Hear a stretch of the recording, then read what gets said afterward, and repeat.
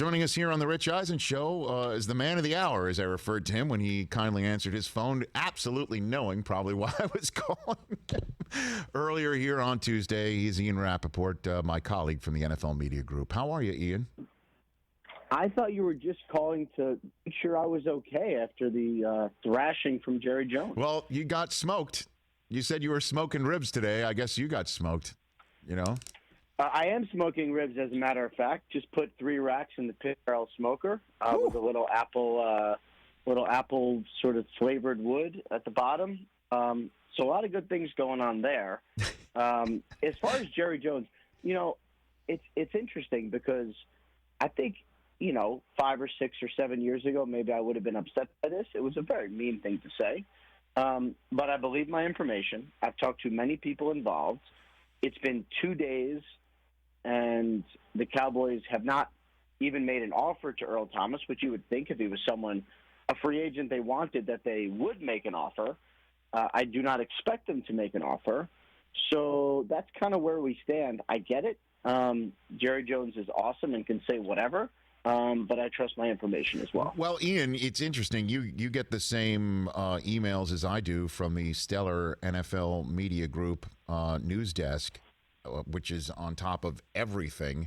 And I got an email over the weekend pointing out that Gerald McCoy, and the way that his season unfortunately ended, saves the Cowboys about $3 and change on the cap. Redoing Tyron Smith's contract saved them $7 million on the cap. You add it all up together, and that sounds like a nice $10 million spot for someone of Earl Thomas's caliber, in a place where Earl has made it very well known he wants him. And you put 2 and 2 together, you come up 4. Why would the Cowboys not be interested in Earl Thomas? So, yes, you are right about that. The Cowboys' conversion of Tyron Smith's base salary to a signing bonus actually that had been in the works for several weeks. Yep. So it was really just a matter of time. That actually came before the Gerald McCoy injury. I mean, it was processed after. Yes. But the plans to do it came before. I don't think it's about money. I get the sense it's more, are we sure that we want to bring someone, like, he's a great player. He is a great player. But are we sure that we want to bring everything that he has done into the locker room? And that's, one hand, he's a Pro Bowler. On the other hand, you've had 2 very good, very respected, consistently winning organizations decide that they would prefer to have him not play safety for them. That is concerning. And I think for, Mike McCarthy, when he's got Clinton Dix, who's not Earl Thomas. He's got Darian Thompson, who actually has played really well in camp, but also not Earl Thomas. Much cheaper, don't present the issues that Thomas presents. I think that's probably more what's going on here than anything. Well, then let's get a little bit more under the hood here about Earl Thomas. What in the world is going on? I mean, Mike Silver, whose information is as excellent as anybody else's in the business, and I don't discount it at all. Reporting that did Earl Thomas really tell? And by the way, when I say that again, as I said on yesterday's show, I'm not calling Mike Silver's information into question, but Earl Thomas's thought process. Did he really tell the Ravens or Harbaugh or his coach, I need more time to get my car washed in between practice and a meeting? Did that literally come out of Earl Thomas's mouth?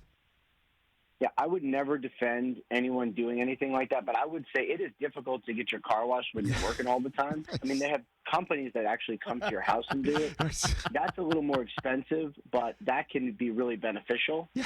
I would say next time that's what I would recommend if that was like the option of meetings or car wash. Now, to be fair, I only drive like 10 miles a week at most, so I'm not a big car wash guy. But anyway, I don't doubt Silver's information. Right. I did not know that specifically, but I don't doubt his information. It's not great.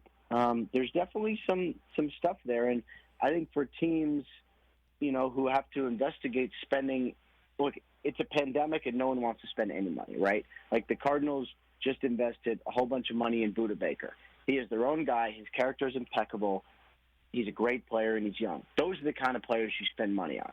Earl Thomas is also a great player, but is older, is expensive, and has had some issues in a pandemic, you see teams hold on to their wallet much tighter than you otherwise might. Hey, you watched all the way to the end. Thanks for that. Watch more right here.